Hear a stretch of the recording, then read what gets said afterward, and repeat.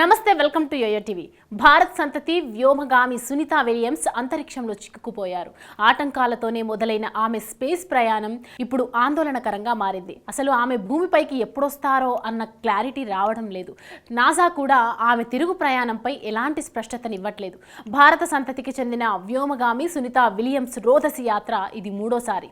ఎప్పుడైతే రోదసి యాత్ర అని ప్రకటించారో అప్పటి నుంచి అడుగడుగున ఆటంకాలతోనే సాగుతుంది. మరో వ్యోమగామి బుల్ విల్మోర్తో కలిసి జూన్ 5న బోయింగ్ స్టార్ లైనర్ రాకెట్లో అంతరిక్ష కేంద్రానికి చేరుకున్న ఆమె తిరుగు ప్రయాణానికి ఇబ్బందులు కలగడంతో స్పేస్లోనే ఉండిపోయారు. అయితే ఇక్కడ స్టార్ లైనర్ అంతరిక్ష నౌకలో హీలియం గ్యాస్ లీక్ అయ్యింది. ఈ లీక్ కారణంగా సునీతా విలియమ్స్ తిరుగు ప్రయాణం నిలిచిపోయింది. ఈ వ్యోమ నౌకలో హీలియం లీకేజ్తో పాటు మరికొన్ని సమస్యలు రావడంతో ఆమె అక్కడే ఉండిపోయారు. దీంతో నాసా ఇంజనీర్లు ఆ ప్రాబ్లంను సాల్వ్ చేసేందుకు ప్రయత్నిస్తున్నారు. మెయిన్గా గ్యాస్ లీకేజీ ప్రాబ్లం వల్లే సునీతా విలియమ్స్ తిరుగు పయనం ఆలస్యమైందని చెబుతున్నారు. వాస్తవానికి బోయింగ్ స్టార్ లైనర్ అంతరిక్ష కేంద్రంలో అడుగుపెట్టిన తర్వాత మళ్ళీ జూన్ 14న భూమిపైకి రావాలి. అయితే లీక్ కారణంగా జూన్ 26కు మార్చారు. కానీ ఆమె ఇంకా తిరిగి రాలేదు. అయితే సునీతా జర్నీ మరింత వాయిదా పడినట్లు తెలుస్తోంది. అయితే సునీతా మిషన్ ప్రయోగానికి ముందే హీలియం గ్యాస్ లీక్ అవుతోందని నాసాకు తెలుసున్న ఆరోపణలు వినిపిస్తున్నాయి. అది పెద్ద సమస్యగా భావించని నాసా సునీతా విలియమ్స్ను స్పేస్ టూర్కు పంపినట్లుగా చర్చ జరుగుతోంది. మరోవైపు స్టార్ లైనర్ ఇంధన సామర్థ్యం 45 రోజులు మాత్రమే. ఈ మిషన్ జూన్ 5న ప్రారంభమైంది. దీని ప్రకారం ఇప్పటికే 22 రోజులు గడిచిపోయాయి. ఇప్పుడు కేవలం ఇంకా 23 రోజులు మాత్రమే మిగిలి ఉంది. ఈలోగా సునీతా విలియమ్స్ భూమికి చేరుకోవాలి. లేకపోతే ఆమె డేంజర్ సిచ్యువేషన్ లో పడుతుంది. బోయింగ్ స్టార్ లైనర్ లో హీలియం లీక్ కావడంతో అంతర్జాతీయ అంతరిక్ష కేంద్రంలో చిక్కుకుపోయిన సునీతా విలియమ్స్ ఆమె సహోద్యోగి బుచ్ విల్మోర్లను రక్షించడానికి ఎలాన్ మస్క్ కు చెందిన స్పేస్ ఎక్స్ ముందుకొచ్చినట్లు తెలుస్తోంది. అయితే నాసా బోయింగ్ అధికారులు మాత్రం ఇప్పటికైతే స్పేస్ ఎక్స్ హెల్ప్ అవసరం లేదని చెప్పినట్లుగా తెలుస్తోంది.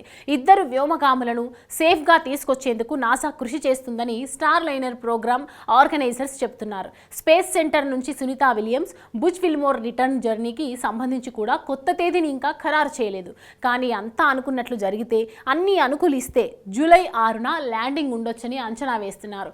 మరోవైపు సివిల్ ఏవియేషన్ ఫీల్డ్లో ఎంతో ట్రాక్ రికార్డు ఉన్న పేరొందిన బోయింగ్ వరుస ప్రమాదాలతో తీవ్ర విమర్శలు ఎదుర్కొంటోంది. 2018, 2019లో బోయింగ్ 737 మ్యాక్స్ విమానాలు ఘోర ప్రమాదానికి గురయ్యాయి. దాంతో పలు దేశాలకు చెందిన విమానయాన కంపెనీలు ఆ ఫ్లైట్లను వాడటం నిషేధించాయి. బోయింగ్ లోపాలను సరిచేయడంలో 20 నెలల తర్వాత ఆ నిషేధాన్ని ఏవియేషన్ కంపెనీలు ఎత్తివేశాయి.